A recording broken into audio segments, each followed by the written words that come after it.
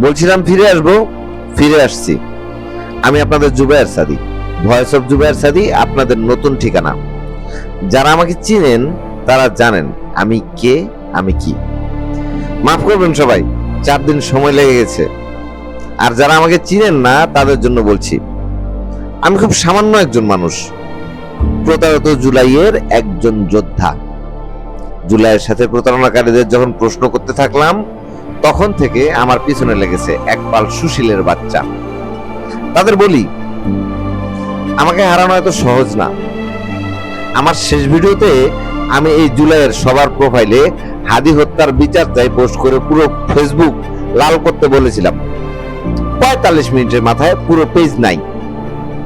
হাদি হত্যার বিচার হলে এই দেশে রাজনীতির নকশা বদলে যাবে। জনগণ বুঝো, এটা কোনো বিনোদনের পেজ না, এটা আপনাদের পেজ। আমি বলছিলাম হাদি ভাইয়ের বাকি কাজটুকু আমি করে যাব, যতদিন বেঁচে আছি ততদিন। উনি কোনো রাজনীতিবিদ হতে আসেন নাই। হাদি ভাই এদেশের মানুষকে ইনসাফের ভাষা শিখিয়ে গেছে। আফসোস ওনার লাইনগুলো আপনারা বুঝলেন না। উনি রাজনীতিতে আসছিলেন কারণ একটাই, রাজনীতিবিদ নামের চাকর বাকরদের নিজের অবস্থান বুঝিয়ে দিতে। আপনাদের জুবায়ের সাদি ভাই আছে, হয়তো বেঁচে থাকতে চিনবেন না, তবে মরে গেলে খুঁজবেন। আপনাদের অভ্যাস খারাপ, থাকতে মর্যাদা বুঝেন না। কিন্তু তবুও আমি আমার ডিউটি করে যাব। আপনাদের সাথে কোথাও কোনো বেইমানি হলে আপনাদের কণ্ঠস্বর হয়ে একাই কথা বলে যাব। আপনাদেরকে রাজনীতি আর তার ভেতরের গল্পটা শিখিয়ে যাব। হারানোর কিছু নেই আমার, এটা তারা জানে। বিএনপি, জামাত, আওয়ামী লীগ, এনসিপি কেউ আমার বন্ধু না, ডান বামও না।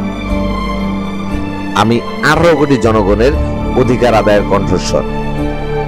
আপনাদের জুবায়ের সাদি হয়ে, আপনাদের সহযোদ্ধা হয়ে সব সময় যেন আপনাদের সাথে থাকতে পারি, এটুকু দোয়া করবেন। আর যারা আছেন, যারা এই দেশের মালিক, তারা আমাকে ফলো করুন। চাকর বাকরদের সমর্থন করা নিম্ন শ্রেণীর মানুষ আমাকে ফলো করবেন না। আমি এই দেশের জনগণ, আমি রাষ্ট্রের একজন মালিক। বাকি মালিকেরা আসুন একসাথে। ইনবক্স সবার জন্য খোলা, সবার সাথে কথা হবে। একটা জায়গায় যিনি আমার সাথে একমত হবেন, এ দেশের ফেসিবাদ মেনে নেওয়া হবে না। সেটা আওয়ামী লীগ বা বিএনপি, যে নামেই হোক না কেন। শেয়ার করে ছড়িয়ে দিন, আমাদের হাতে সময় কম।